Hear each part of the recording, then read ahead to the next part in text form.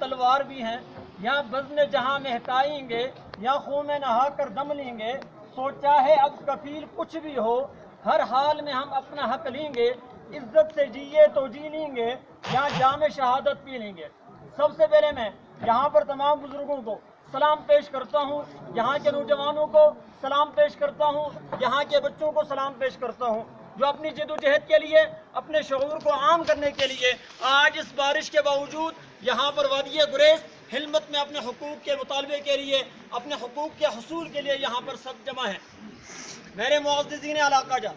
آپ کے سامنے ہم اس وقت الحمدللہ نیلم یوتھ فورم کے پلیٹ فارم سے ہم نے نیلم کے کونے کونے، نیلم کے گاؤں گاؤں، نیلم کے ہر ڈسٹرکٹ اور ہر یونین کونسل میں جا کر ہم نے مسائل کو دیکھا ہے اور مسائل کو سامنے لانے کی کوشش کی ہے۔ نیلم یوتھ فورم ایک ایسا پلیٹ فارم ہے جو تمام نوجوانوں کو دعوت دیتا ہے، تمام سیاسی جماعتوں کو بالائے طاق رکھتے ہوئے، تمام مذہبی فرقہ واریت کو بالائے طاق رکھتے ہوئے، اور نیلم کے اندر جو برادریزم کا ایک سلسلہ ہے اس کو بالائے طاق رکھتے ہوئے ایک پلیٹ فارم پر آئے اور اپنے حقوق کے حصول کے لیے جد و جہد کا جو ہے وہ اظہار کریں اور اس کا باقاعدہ سے آغاز کریں۔ میرے بزرگوں کو یہاں پر ابھی تک صرف لوٹے اور ٹوٹی کی سیاست کے اوپر ابھارا گیا ہے۔ میرے بزرگوں کو ابھی تک صرف چند لوگوں کو وقتی طور پر آنے جانے کا کرایہ دے کر شعور کو بیچنے کی کوشش کی گئی ہے۔ میں سیاست میں تمام لوگوں کو یہاں پر یہ پیغام دینا چاہتا ہوں، گریز کا نوجوان، توبڑ کا نوجوان، ہلمت کا نوجوان،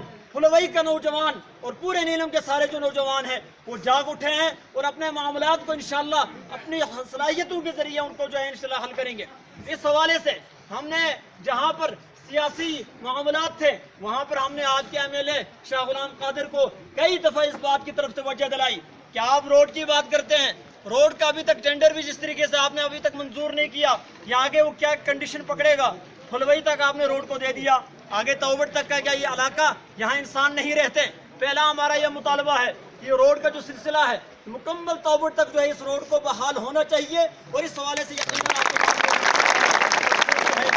ساتھ دے رہے ہوں گے۔ اور دوسری بات افسوس کا مقام ہے، یہاں پر کیا ہوتا ہے جی،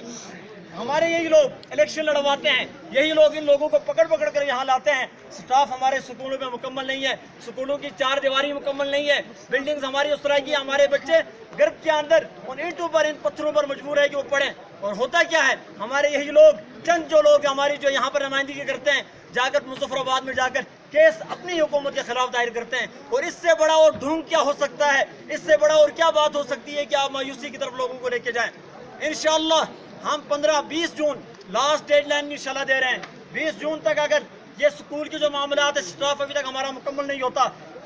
توبڑ سے لے کر سرداری، سرداری سے لے کر جانوئی، اور جانوئی سے لے کر مچھل تک یہ گریز کا جتنا علاقہ ہے تمام سکولوں کے اندر سٹاف مکمل ہونا چاہیے۔ اور اس کے بعد BHO بیسک ہیلتھ سینٹر جتنے بھی ہیں، پھلوئی والوں کا مطالبہ بھی اپنی جگہ درست ہے، ہم ان کے مطالبے کی تائید کرتے ہیں کہ ان کے معاملات کو بھی سنا جائے اور 15 جون جو انہوں نے ڈیڈ لائن دی ہے اس وقت تک ان کے مطالبے کو کلیئر کر دیا جائے۔ اور اسی دوران یہاں پر جو سارے سلسلے چل رہے ہیں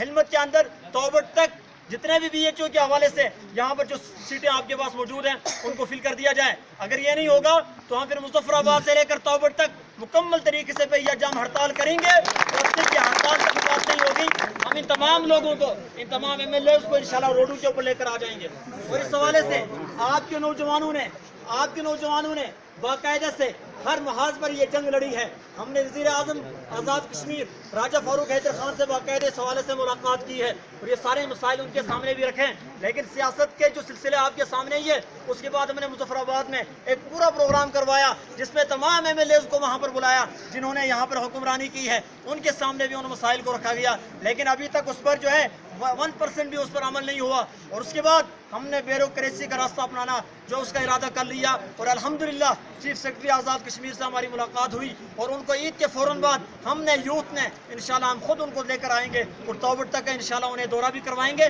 اور سارے مسائل انشاءاللہ وہاں پر ہم چاہیں گے کہ ان کی موجودگی میں حل ہو۔ اگر ایسا نہیں ہوا تو یہاں کے یہ نوجوان تیار ہیں نکلنے کے لیے